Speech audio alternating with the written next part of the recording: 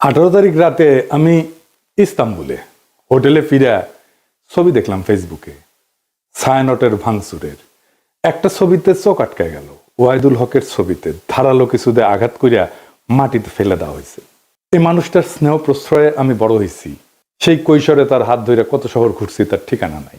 আমার বাবার বন্ধু সঙ্গীত গুরু ওয়াহিদুল হক, আপনারা বুঝতে পারতেছেন আমি ঢাকায় থাকলে ওই ছবিটা অন্তত বুক দিয়ে আগলাইতাম।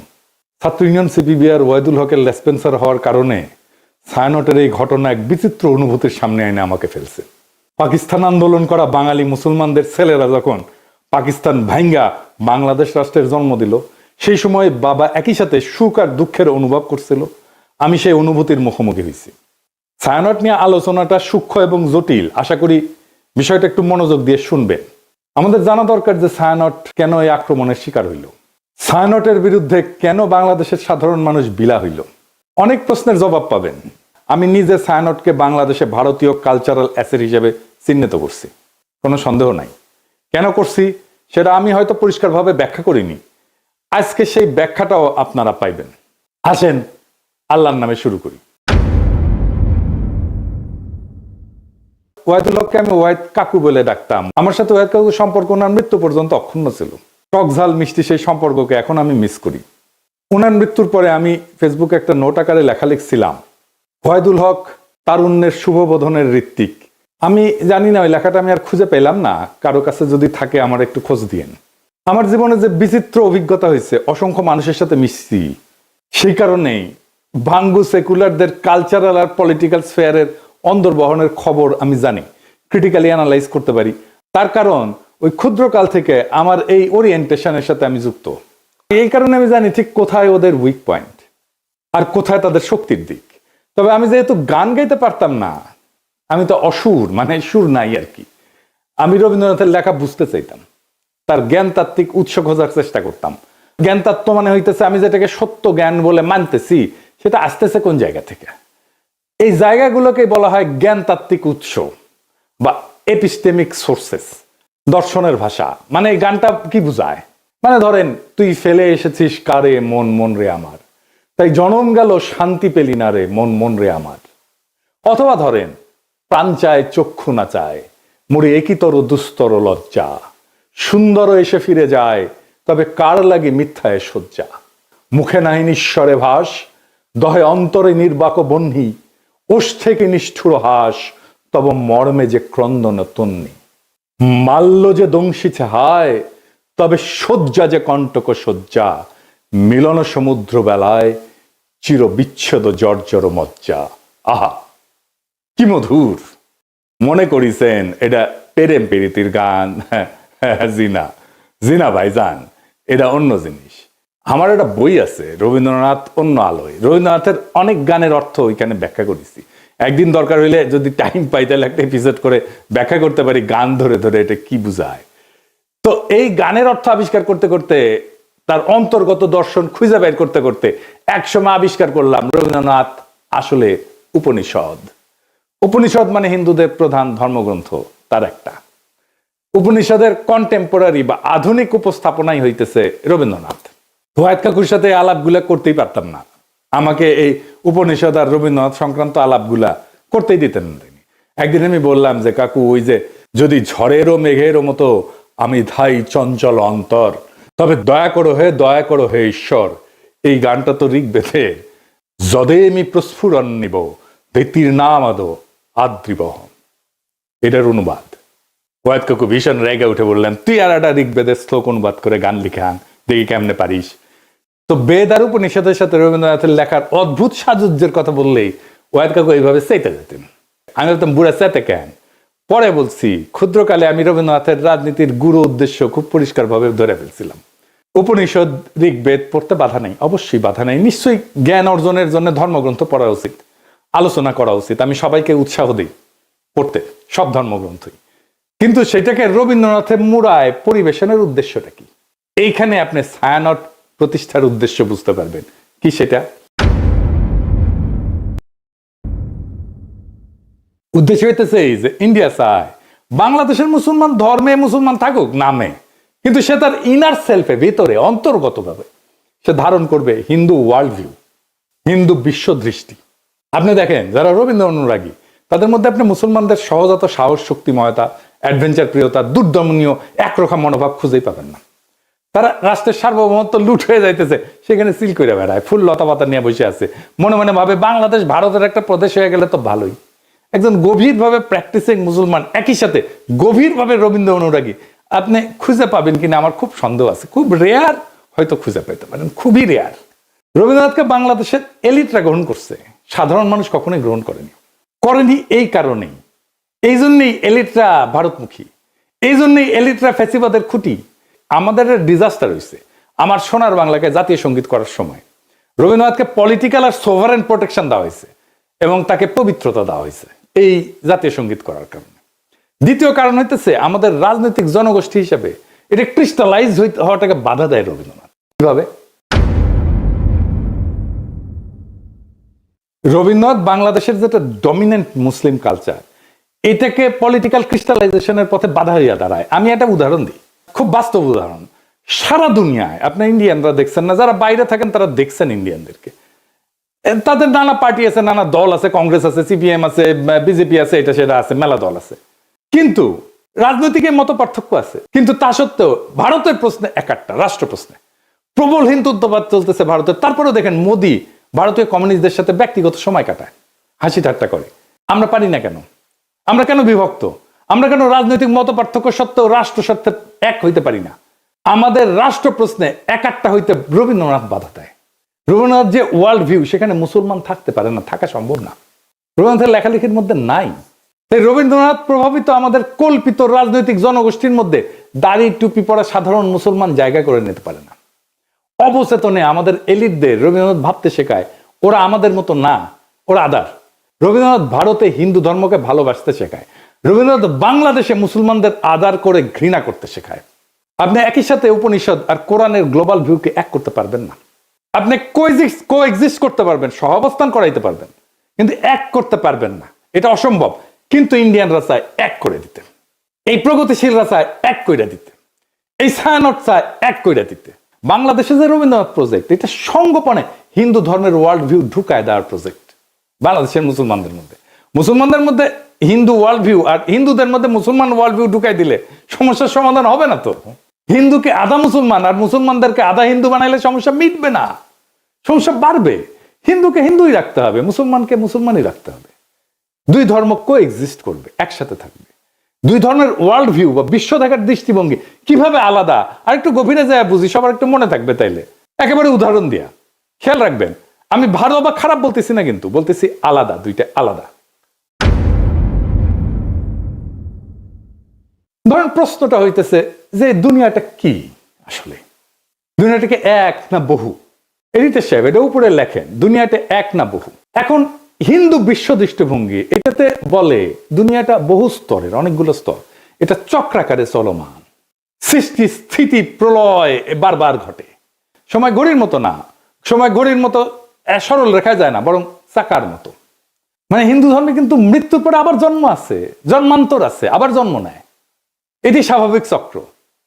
আজ যেটা হইতেছে সেটা আগে ঘটছে, একই জিনিস ভবিষ্যতেও ঘটবে, কারণ চক্রাকারে সময় চলে চক্রাকারে। তার মানে পৃথিবী বহুবার সৃষ্টি হয়েছে, বহুবার ধ্বংস হয়েছে, আবারও ধ্বংস হবে। আচ্ছা, এইবারে ইসলামী ওয়ার্ল্ড ভিউ, এখানে বিশ্ব একবারই সৃষ্টি, কিয়ামত একবারই হবে। সময় সোজা লাইনের মতো, সৃষ্টি, জীবন, বিচার, পরকাল, সিম্পল, সিরাতুল মুস্তাকিম। ইতিহাসের একটা শুরু আছে এবং শেষ আছে। এইবার আসেন মানুষ প্রসঙ্গে। মানুষ আসলে কে?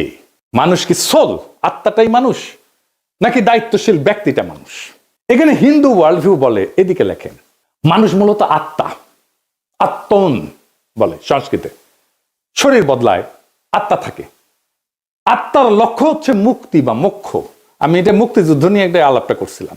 এই জগৎ থেকে বাইরে যাওয়ার সহজ উদাহরণ, কারণ এই চক্রের মধ্যে আপনি যখন ঢুকে গেছেন, এটা বাইরে যেতে পারলে আপনার মোক্ষ ঘটে না। আপনি একটা পোশাক খুলে আর একটা পোশাক করলেন, পোশাক বদলাইলেন, কিন্তু আপনি বদলাইলেন না তো, তাই না? এই আত্মাই আসলে শরীর বদলায়।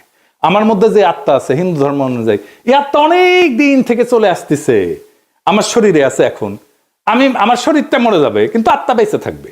এই আত্মার একজন আর একটা শরীরে ঢুকবে জন্মের নতুন জন্মের মধ্যে দিয়ে, এটাই জন্মান্তর। ওই জন্মে আমি কি হব, সেটা হবে আমি এই জন্মে যত পাপ বা পুণ্য করছি সেটার উপরে ভিত্তি করে আমি বড়লোক হব, গরিব হব, ব্রাহ্মণ হব, শূদ্র হব, যেটা খুশি। এবার ইসলামী ওয়ার্ল্ড ভিউ, মানুষ একক এবং অনন্য ব্যক্তি এবং এই একটাই জীবনের একমাত্র সুযোগ, এটাই লক্ষ্য। জবাবদিহির মাধ্যমে ন্যায় ভিত্তিক জীবন যাপন করে আমি পরকালে অক্ষয় শান্তি লাভ করতে পারি। এখানে কোনো সেকেন্ড চান্স নাই। আচ্ছা, ভালো কাজ মন্দ কাজ এটা কিভাবে কাজ করে Hindu world view? Hindu world view এটা কর্মফল, মানে আমি যা কাজ করি সেইটার ফল, এটার ভালো মন্দের ফল স্বয়ংক্রিয়, এটা কেউ বিচারক না। কিন্তু দেখেন সেকুলার এবং বামপন্থীরা ওরা কিন্তু একটা কথা বলে, কার্মা ইজ এ বিচ, এই কথা বলে না, মানে কর্মফল। বুঝছেন, ওরা যে আসলে হিন্দু কালচারটাই নেয় সেটাই হচ্ছে এই কথা। দেখেন অনেকে এটা বলে, আপনি দেখবেন এই আওয়ামী লীগ টাওয়ামী লীগ বাম যারা আছে প্রগতিশীল তারা এটা বলে কার্মা ইজ এ বিচ। তার মানে কর্ম আসলে ফলটা দেয়, কর্মই ফলটা দেয়। আমি যেটা করতেছি এটাই ফল দেবে। ফল পেতে এই জন্মে না হলেও পরের জন্মে আমি ফল পাবো। এমন একটা পাপের জন্ম হবে পরের জন্মে, ওইখানে যে আমি আমার এই আজকের কর্মের ফলটা আমি ওইখানে পাবো, এটা কর্মফল। ইসলামী ওয়ার্ল্ড ভিউটা কি? ভালো মন্দের নৈতিক হিসাব আছে এবং বিচারক খোদা তাআলা, আল্লাহ তাআলা। ইচ্ছা, নিয়ত, প্রেক্ষাপট, এখানে সবকিছু বিবেচনায় আছে, ভালো মন্দের বিবেচনায়। 4 নাম্বার, সমাজে আসলে বৈষম্যকে কিভাবে দেখা হয় হিন্দু ওয়ার্ল্ড ভিউ। হিন্দু ধর্মে তো আপনি জানেন যে জাতিভিত্তিক ভাগ আছে আর কি, মানে ব্রাহ্মণ সবার উপরে, শূদ্র সবার নিচে, আমি বলে ব্রাহ্মণ, এটা মাথায় রেখে। তো যাই হোক, এই যে বর্তমান অবস্থা, এইটা পূর্বজন্মের ফল হিসেবে দেখা হয়। আমি যদি এই জন্মে খারাপ কইরা থাকি আর কি, তাহলে এটা আমার পূর্বজন্মের ফল। আমি যদি এই জন্মে ভালো কইরা থাকি, তাহলে আমি পূর্বজন্মে অনেক পুণ্য করছিলাম, সেই জন্য এই জন্মে ভালো করেছি। সো হিন্দু ওয়ার্ল্ড ভিউয়ে মানুষ উঁচু নিচু জাত হয়ে জন্মায়, জন্ম থেকেই সে উঁচু বংশের অথবা নিচু বংশের। এইবার ইসলামী ওয়ার্ল্ড ভিউয়ে কি বলে? মানুষ জন্মগতভাবে সমান, সমান মর্যাদার। এইখানে যে ধনী গরিব বা মানুষের কষ্ট আছে, এটা একটা পরীক্ষা, ইহ জগতে পরীক্ষা। এবং ইসলাম ধর্মে অন্যায় দেখলে নীরব থাকাটা পাপ, গুনাহ। 5 নাম্বার, মানুষের আসলে ডেস্টিনি কি, শেষ লক্ষ্য কি? হিন্দু ওয়ার্ল্ড ভিউ কি বলে? মানুষের শেষ লক্ষ্য হচ্ছে এই জগতের বন্ধন ছিন্ন করা। মানে এই যে চক্রাকারে যে চক্রের মধ্যে পড়ে গেছি না, ওই যে বলে না চক্করের মধ্যে পড়ে গেছি, এইটাই হচ্ছে হিন্দু ওয়ার্ল্ড ভিউ। চক্করের মধ্যে পড়ে গেছে, এখান থেকে চক্কর সেটা বাইরে হয়ে গেলে এটাই হচ্ছে মোক্ষ, মুক্তি। এই সংসার মায়া, চূড়ান্ত শান্তি হচ্ছে বিশ্ব থেকে মুক্তি। আমি আর জন্মাবো না এসে আর একবার। আপনি আতুর ঘরের কথা শুনছেন না? আগে ছিল কিন্তু এখন নাই। আতুর ঘরে যখন হিন্দু রমণী সন্তান সম্ভব হয়, তখন একটা ঘরের এক কোনায় একটা জায়গায় আলাদা একটা ঘর বানানো হয়, ওইখানে সন্তান জন্ম দেয়। কেন? কারণ এই জন্মটাই তো পাপ একটা, জন্মই আমার আজন্ম পাপ। একটা কথা আছে দাউদ হায়দারের, এটা বই ছিল না, জন্মটাই আমার আজন্ম পাপ। এটা হিন্দু ওয়ার্ল্ড ভিউ। তাই জন্মটা যেহেতু পাপ এবং জন্মটা যেহেতু অপবিত্র, সেজন্য তাকে দূরে রেখে জন্মটা দিতে হয়। বুঝেছ? আচ্ছা, আর ইসলামী ওয়ার্ল্ড ভিউ কি? জগৎ মায়া না, এই দুনিয়াটা রিয়াল, এই দুনিয়াতে ন্যায় প্রতিষ্ঠা করাটাই কাজ। সমাজ, রাজনীতি, অর্থনীতি সব গুরুত্বপূর্ণ। এই দুনিয়া ইহজগৎ খুব গুরুত্বপূর্ণ। পরকালটাকে এই জীবনে ইহজগতে যা করছি সেইটার আমি ফয়সালা পাবো, বিচার হবে। তারপরে তার সেই অনুযায়ী আমি হয় বেহেশতে যাব অথবা দোজখে পড়ব। এই বিশ্ব একটা নৈতিক পরীক্ষা। মানুষ আল্লাহ তাআলার এক দায়িত্বশীল সৃষ্টি, যাকে পাঠানো হয়েছে দুনিয়াতে তার খলিফা কইরা। এটা একটা স্পিরিচুয়াল জার্নি, এটা কমপ্লিট করার জন্য। কমপ্লিট হয় হাসরের ময়দানে বিচারের সামনে যায়। এখন প্রশ্ন হইতে পারে, তাহলে কি হিন্দু মুসলমান একসাথে একটা রাষ্ট্র বা সমাজে থাকতে পারবে না? হিন্দু মুসলমান 2 ধর্মের মানুষ কিভাবে তাদের স্বাতন্ত্র্য বজায় রেখে একসাথে শান্তিতে থাকতে পারবে?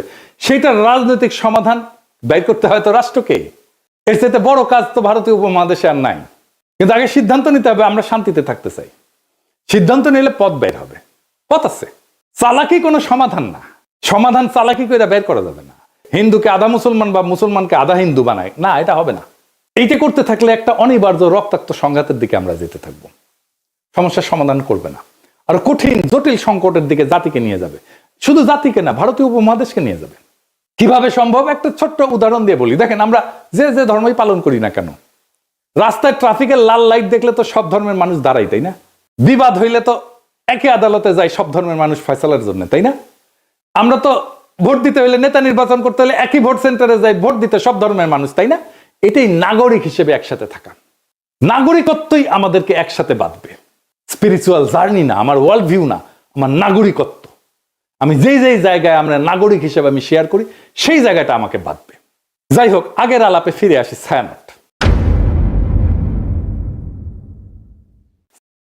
ছায়ানট নিয়ে বাংলাদেশের মানুষ চূড়ান্ত বিলা হয় 2018 সালে। হ্যাঁ, 2018 সালে যখন বাংলাদেশের মানুষের চোখে স্পষ্ট হয় মোদির সাথে ছায়ানটের সম্পর্ক। কেন ছায়ানটে হামলা হইলে মোদির বিজেপি বাঙালিদের জায়গায় উঠতে বলে? এটার উত্তর কি দেখছেন? ছায়ানটে হামলা, বাঙালিদের জেগে উঠতে বলল মোদির বিজেপি। কেন? কারণটা হইতেছে 2018 সালে ভারত সরকারের পুরস্কার পায় ছায়ানট। স্বয়ং মোদি অভিনন্দন জানায়। শুধু অভিনন্দন না, ছায়ানটের এই ভারত রাষ্ট্রের পুরস্কার, যার জুরি বোর্ডের চিফ ছিল স্বয়ং মোদি, সেই পুরস্কার না আসলে একটা গুরুতর নৈতিক এবং রাজনৈতিক ভুল। এটা কোনো ভারত বিরোধী আবেগ না, এটা রাষ্ট্রীয় সহিংসতা, জনগণের স্মৃতি এবং সাংস্কৃতিক প্রতিষ্ঠানের নৈতিক সীমা, এই তিনটার সংঘাত। কিভাবে?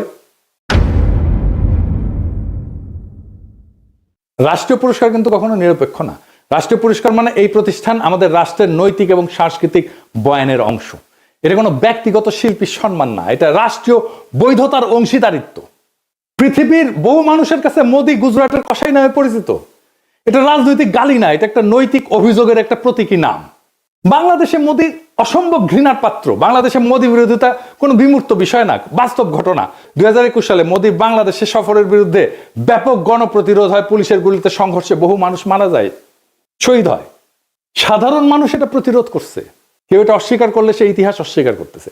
এখন প্রশ্ন হইতেছে, যে ব্যক্তির আগমনের বিরুদ্ধে বাংলাদেশের মানুষ জীবন দেয়, তার নেতৃত্বাধীন জুরি বোর্ডের মনোনয়নের পুরস্কার নেয় একটা রাষ্ট্রের কাছ থেকে, ছায়ানট এটা কিভাবে সংস্কৃতি বলে চালায়?